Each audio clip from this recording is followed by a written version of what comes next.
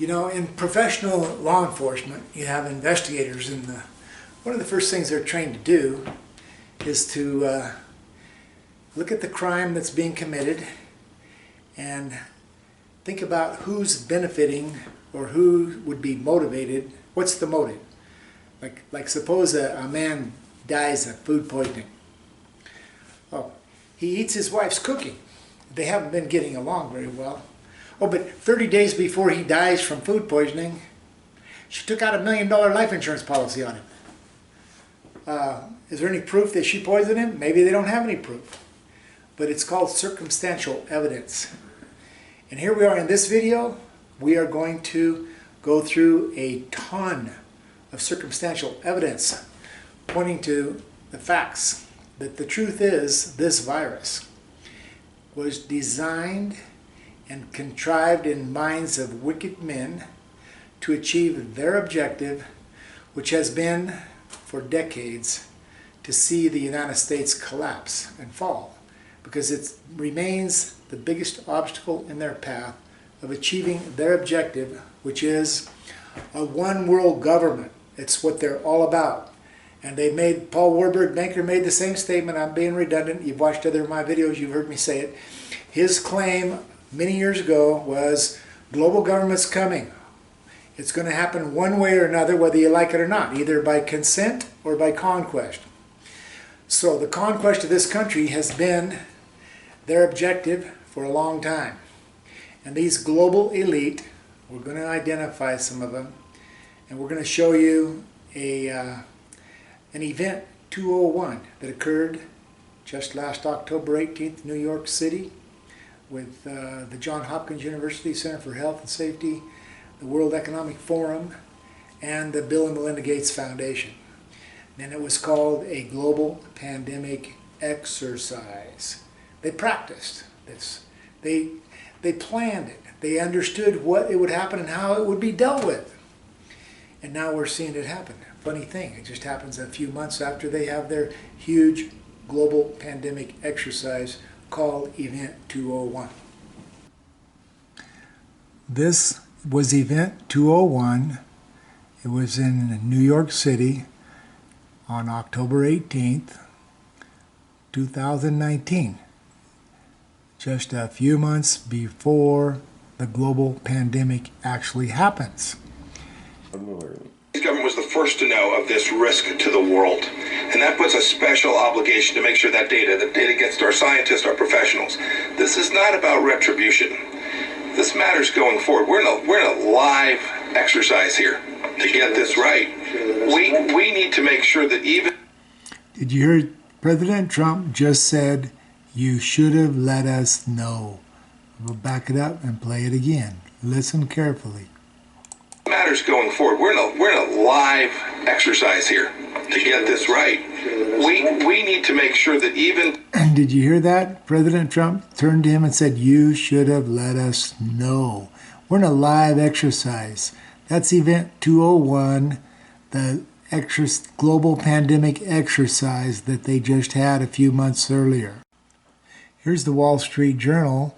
Starts with a big word, if it's true the coronavirus would kill millions without shelter-in-place orders, then the extraordinary measures are justified. But there's little evidence to confirm that premise. Anthony Fauci is a freaking agent of the globalist. What's Dr. Fauci up to when he says this is 10 times more lethal than the flu? He cannot know that. He should not be saying that. He cannot know, can he? He doesn't know. He doesn't know. Yeah, but he can't know because nobody has done the serologic. Sorry to use technical, but like the serologic test means how many people in the population have antibodies to the virus. So that's what you need to know. Okay, no test is done like that. So he can't know that. And nobody knows that. So he's reflecting his guess on what that is, and I'm reflecting my guess on what it is. The fact is, neither of us know it. Neither of us know that number because there's no scientific test yet done or no scientific study done to establish that number in any broad population. So what do we need to know I mean, this just strikes me. This is a little on the mind-boggling side. You're saying, and it seems to me just irrefutable, nobody can know the ratio unless they have a true measure of the denominator in the ratio. You just can't. It's mathematically meaningless. Or if it's not meaningless, if the denominator is people who've been tested, are sick, then maybe you could say at least that's an upper bound on the lethality. But it's not an accurate measure of how lethal this coronavirus is at all. All right. So I'm a little bit astounded, maybe, unless you tell me I shouldn't be, that they've shut down the economy without knowing quite what they're doing. I mean, I think...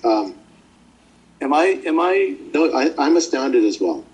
You are. Because here's the thing. I think that there is a lot of disagreement within the scientific community about exactly what that number is. People of goodwill. Yes. Intelligent people. There's very bright people, friends of mine, who I respect very highly, that disagree very strongly with me about what that number is. They don't know it, and I don't know it. We should be honest about that. And we should be honest about that with people who make these policy decisions when we're making them. In a sense, like, people plug the worst case into their models. They project forward and say 2 to 4 million deaths. Newspapers pick up the 2 to 4 million deaths. Politicians have to respond. And the scientific basis for that projection is completely... There's no study underlying that scientific projection in the sense of that number, that denominator of that number doesn't exist. We don't know. All right. Is a gap. We don't know how lethal it is. What do we need to do to find out? Yeah, so we have to run studies, and that's what I've been working on the last couple of weeks, basically full time, actually 3 weeks full time. What you need is a sample of people in the population who are, essentially representative of the population, some population. You need a test that can measure antibodies in the blood. And those actually only have been approved in the last week or so in the U.S. So here's some very current information that shows the numbers. Down here it says the best data we have comes from South Korea, which screened nearly 400,000 people, and that country's case fatality rate is 1.7%. In Germany, it's 1.3%. What we're not being told is what is the fatality rate per population, because this basically means that if 100 people actually are with the virus and are sick, that they have over 98% success chance of recovery. In Germany, it's almost 97% recovery rate, or 99%. So this is crazy, because people die when they get old and they get sick and they die. If they get sick, they usually die. But these numbers, we're being lied to, because we don't even know what the case rate per population is. And so the fact is the human body has an immune system that's a shield against this virus, as it is against every virus. Not everybody who gets exposed to the virus gets sick. Some people has a shield around you that prevents the virus from being able to make you sick. So this is constantly being promoted with excessive hyped up hysteria, and for the purpose of shutting this country down. And the more you study it, the more obvious that does become. Well, there's something really important people need to understand about this country being shut down with this virus. It is being used as a tool, a weapon of war, to destroy this country. And the people who are benefiting from it are the people behind the global government, and it's globalism at work. And it's also fulfillment of Bible prophecy. And this is like a birth pain. Jesus said when you see wars, rumors of wars, it's the beginning of birth pains. This is a massive contraction. This country being shut down like this is like a woman in a maternity ward. You can hear her clear down the hallway going, ah, ah, because this is the contraction of the worst kind. But understand, this is an example of another contraction that's coming that's going to be more severe. So when you see grocery store shelves where the bread was completely vacant, nothing on them, the toilet paper department empty, nothing there. Next contraction coming when summer's near is going to be the entire grocery store with all the shelves empty. And then you will want to be self-quarantined, because when the outside air and the skies are full of black smoke from nuclear bombs going off in cities, it's called the great and dreadful day of the Lord, a day of darkness and gloom. And then the outside air won't just be unhealthy, it'll be fatal. It could be radiation dust. It's in Isaiah 33. Highways are desolate, no travelers on the road. Supplies are cut off. Brave men cry aloud in the streets. So, but the good news is, understanding what we're in, this process, they're planning to take this country down with a United Nations international law enforcement action, and referring to themselves as UN peacekeeping forces.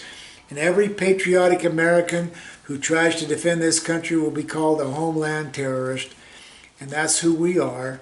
And we have a destiny, and we need to keep on fighting to the end, because a popular song we've all heard is true that says, "We are the champions of the world. Keep on fighting. No time for losers."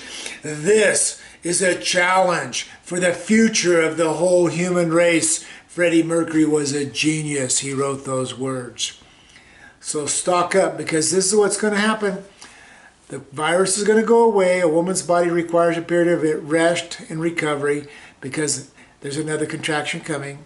So during the month of May, part of June, things may appear to be normal. That is when you need to take advantage of stockpiling your supplies. Get your butts in high gear. Start going to the grocery stores and bringing home shopping carts full of groceries every chance you get. God bless you. Be safe. Click, like, subscribe, share this video with your friends. Thank you.